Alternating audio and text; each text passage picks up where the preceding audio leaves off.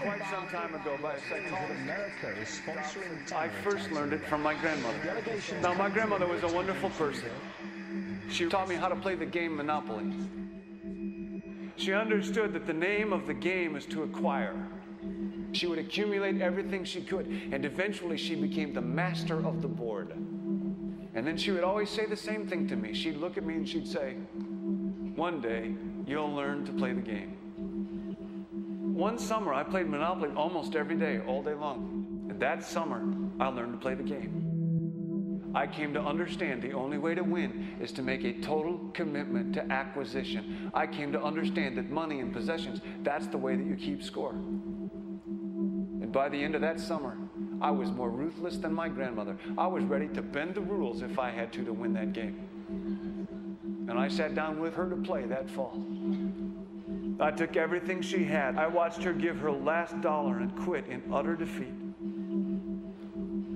And then she had one more thing to teach me. Then she said, "Now it all goes back in the box." All those houses and hotels, all the railroads and utility companies, all that property and all that wonderful money. Now it all goes back in the box. None of it was really yours. You got all heated up about it for a while. But it was around a long time before you sat down at the board. And it will be here after you're gone. Players come and players go.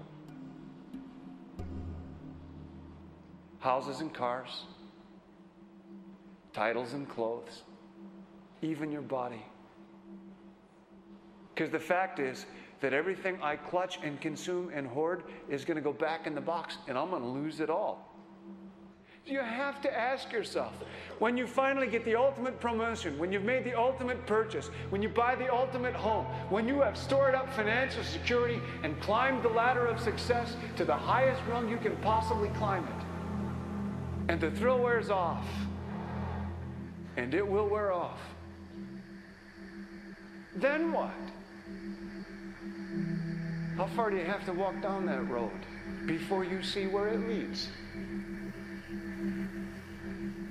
Surely you understand, it'll never be enough. So you have to ask yourself the question, what matters?